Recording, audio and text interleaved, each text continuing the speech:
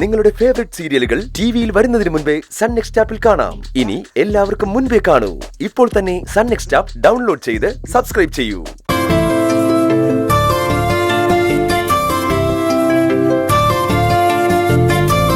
പക്ഷേ ചില പ്രയാസങ്ങൾ വന്നുവിട്ടതുകൊണ്ട് എനിക്കതിന് സാധിച്ചില്ല. ഇന്നലെ മുഴുവൻ സമയം ഞാൻ എൻഗേജ്ഡ് ആയിരുന്നു.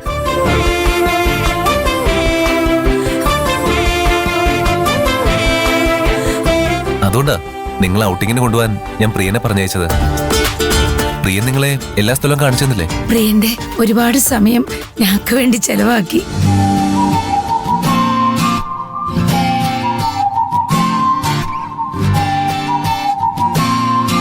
സ്വന്തം അമ്മയും ചേച്ചിയും കൊണ്ടുപോകുന്ന പോലെ പ്രിയൻ ഞങ്ങളെ എല്ലായിടത്തും കൊണ്ടുപോയത്.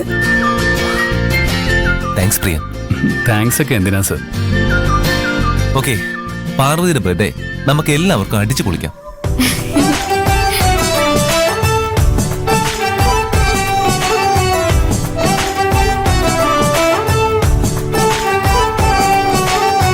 കുറച്ചു സമയം റെസ്റ്റ് എടുക്കണമെങ്കിൽ എടുത്തോളൂ. അതിനുള്ള എല്ലാ അറേഞ്ച്മെന്റ്സും ഇവിടെ ചെയ്തിട്ടുണ്ട്. ആ പ്രിയൻ, എല്ലായിടത്തും പ്രിയന്റെ ഒരു കണ്ണുണ്ടാവണം. തീർച്ചയായും സർ. Please come.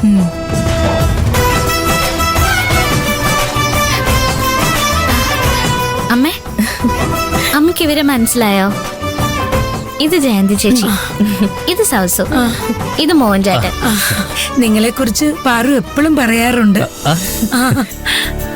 പാറു, ഈ ഡ്രസ്സിൽ നിന്നെ കാണാൻ സിനിമ നടിയെ പോലെ ഉണ്ട്. സിനിമയിലൊക്കെ ഇങ്ങനെയാ, ഇതുപോലെ നല്ല ഡ്രസ്സൊക്കെ ഇട്ട് റെഡ് കാർപ്പറ്റിലൂടെ നടന്നു വന്ന് ഡാൻസ് കളിക്കും. അതുപോലെ നീ ഡാൻസ് കളിക്കണം. കളിക്കില്ലേ? ഓടി. ഫംഗ്ഷൻ തുടങ്ങുന്നവരെ എല്ലാവരും റെസ്റ്റ് എടുത്തോളൂ.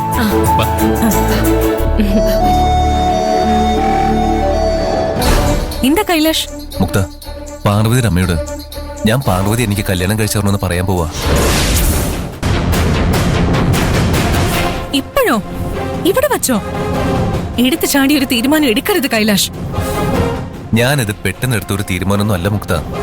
പാർവതിയോട് ഞാൻ ഈ കാര്യം പലവട്ടം പറയാൻ ഒരുങ്ങിയതാണെന്ന് തനിക്കറിയില്ലേ? ഞാൻ അവളോട് പറഞ്ഞ വീട്ടുകാരോട് ചോദിക്കാൻ അവള് പറയാ. അതുകൊണ്ട് വീട്ടുകാരോട് തന്നെ ചോദിക്കാം. ഇതുപോലൊരു ചാൻസ് ഇനി കിട്ടില്ലല്ലോ. കൈലാഷ്, പക്ഷേ ഗ്രാമത്തിൽ ജനിച്ചു വളർന്നവരെ കുറിച്ച് ടൗണിൽ ജനിച്ചു വളർന്ന നമുക്ക് ഒരു തോന്നലുണ്ട്. വിവരമില്ലാത്തവരായിരിക്കും, കൾച്ചർ ഇല്ലാത്തവരായിരിക്കും എന്നൊക്കെ. പക്ഷെ ആ തോന്നലൊക്കെ തെറ്റാണെന്ന് അവൾ എനിക്ക് മനസ്സിലാക്കി തന്നു. പാർവതിയുടെ വീട്ടുകാരെ എനിക്ക് ഒരുപാട് ഇഷ്ടമായി മുക്ത. നല്ല ആൾക്കാരാ, നന്നായിട്ട് പെരുമാറാൻ അറിയാവുന്നവരാ, നല്ല സ്നേഹമുള്ളവരാ. എനിക്ക് അവരെ ഇഷ്ടമായി, അവർക്ക് എന്നെ ഇഷ്ടമായി. അതുകൊണ്ട് തന്നെ ഈ ബർത്ത്ഡേ സെലിബ്രേഷൻ കഴിയുന്നതിന് മുമ്പ് പാർവതിയെ ഞാൻ കല്യാണം കഴിക്കാൻ ആഗ്രഹിക്കുന്ന കാര്യം അവരോട് തുറന്നു പറയാൻ എന്റെ തീരുമാനം. പക്ഷെ കൈലാഷ്, പാർവതി നിന്നെ സ്നേഹിക്കുന്നില്ല, അത് നിനക്കറിയില്ലേ? അവൾ എന്നെ സ്നേഹിക്കുന്നില്ലെന്ന് നിന്നോട് ആരാ പറഞ്ഞ? കഴിഞ്ഞതെല്ലാം നീ ഇത്ര പെട്ടെന്ന് മറന്നോ? ശരിയാ, അവൾ ഒരാളെ സ്നേഹിച്ചിരുന്നു. ഗന്ധർവനാണെന്ന് തെറ്റിദ്ധരിച്ച് അവളൊരു ഫ്രോഡിനെ സ്നേഹിച്ചിരുന്നു. ഞാൻ സമ്മതിക്കുന്നു. പക്ഷേ അവന്റെ തനിനിറം മനസ്സിലാക്കിയപ്പോ അവള് തന്നെ അവനെ തള്ളി പറഞ്ഞില്ലേ? അവന്റെ കർണത്തടിച്ചില്ലേ? ഇപ്പൊ അവളുടെ മനസ്സില് അവനില്ലെന്ന് നിനക്കറിയില്ലേ? അവളുടെ മനസ്സിൽ നീയുണ്ടോ? മുക്ത, നീ എന്നോട് ദേഷ്യപ്പെട്ടിട്ടൊന്നും ഒരു കാര്യമില്ല. ഞാനും ഒരു പെണ്ണാ. ഒരു പെണ്ണിന്റെ മനസ്സ് എനിക്ക് നന്നായിട്ട് അറിയാം. അതുകൊണ്ടാ ഞാൻ പറയുന്നത്. നന്ദനെ അവൾ ഒരുപാട് സ്നേഹിച്ചിരുന്നു. അതുകൊണ്ടല്ലേ പുടവയും ചുറ്റി കല്യാണ പെണ്ണായി അവൾ അവന്റെ അടുത്തേക്ക് ചെന്നത്. അവന്റെ മനസ്സിലിരിപ്പ് മനസ്സിലായപ്പോ അവൾ ആ കല്യാണത്തിൽ നിന്ന് പിന്മാറി.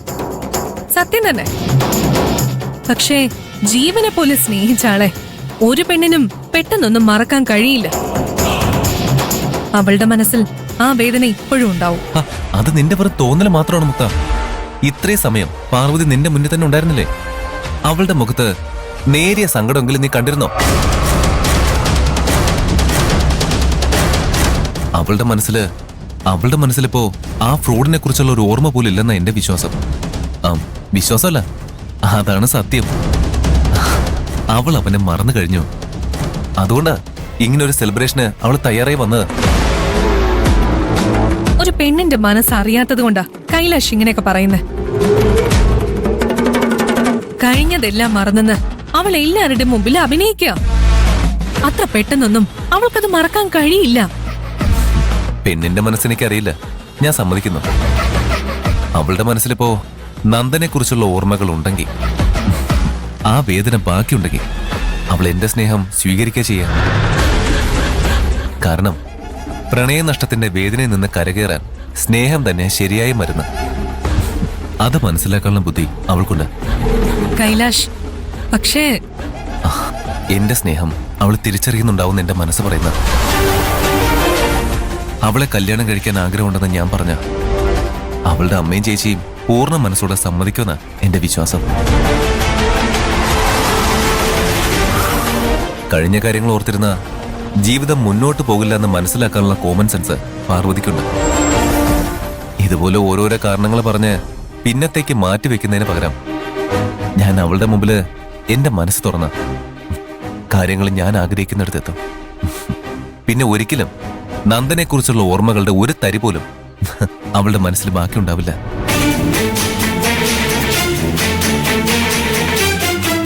ഒരു ചാൻസ് കിട്ടുമ്പോ നമ്മൾ അത് ഫലപ്രദമായിട്ട് യൂസ് ചെയ്യണം മുക്ത. നമ്മളെ പിന്തിരിപ്പിക്കാൻ 100,000 കാര്യങ്ങളുണ്ടാവും. അതൊന്നും മൈൻഡ് ചെയ്യാതെ മുന്നോട്ട് പോയാൽ മാത്രമേ ലക്ഷ്യത്തിലെത്താൻ കഴിയൂ. ശരിയാ, കൈലാഷ് പറയുന്നതിലും കാര്യമുണ്ട്. പാർവതിയുടെ അമ്മയോട് നീ ഇപ്പൊ തന്നെ പറയാൻ പോവാണോ? ഈ ഫംഗ്ഷൻ അവസാനിക്കുന്നതിന് മുമ്പ് പറയും. ഇതാണ് പറ്റിയ സമയമെന്ന് എനിക്ക് തോന്നുമ്പോ. Okay, all the best Kailash. Thanks മുക്ത. സത്യം പറഞ്ഞ ഇത് പറയാനല്ല ഞാൻ തന്നെ ഇങ്ങോട്ട് കൂട്ടിക്കൊണ്ടുവന്നത്. പിന്നെ പാർവതിയുടെ അമ്മയ്ക്കും ചേച്ചിക്കും ഇവിടെ ഒരു കുറവുണ്ടാവാൻ പാടില്ല. അവരുടെ കാര്യങ്ങള് നീ തന്നെ നോക്കണം, വേണ്ടതെല്ലാം ചെയ്തു കൊടുക്കണം. അവരെന്റെ സ്പെഷ്യൽ ഗസ്റ്റാ. അവരെ ഞാൻ തന്നെ ഏൽപ്പിക്കുക. ഫംഗ്ഷൻ കഴിഞ്ഞ് തിരിച്ചു പോകുന്നവരെ അവര് ഹാപ്പി ആയിരിക്കണം. അത് നിന്റെ ഉത്തരവാദിത്വം. മുക്ത, ഓക്കെ, അവർക്കിവിടെ ഒരു കുറവും ഉണ്ടാവില്ല. ഞാൻ നോക്കിക്കോളാം. താങ്ക്സ് മുക്ത, thank you so much.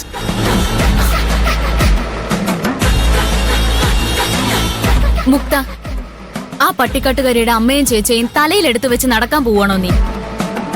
Kailash എന്താ നിന്നെ കുറിച്ച് കരുതിയിരിക്കുന്നത്? ഇവന്റ് മാനേജ്മെന്റിലെ ജോലിക്കാരിയാണെന്നോ? അവർക്ക് വേണ്ടതൊക്കെ നീ ചെയ്തു കൊടുക്കണം അത്രേ.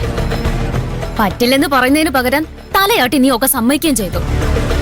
എന്റെ ഡയനയുടെ മെക്കിട്ട് കയറുമ്പോ 100 നാവാണല്ലോ നിനക്ക്. കൈലാഷിന്റെ മുന്നിലെത്തിയപ്പോ നിന്റെ നാവ് ഇറങ്ങിപ്പോയോ?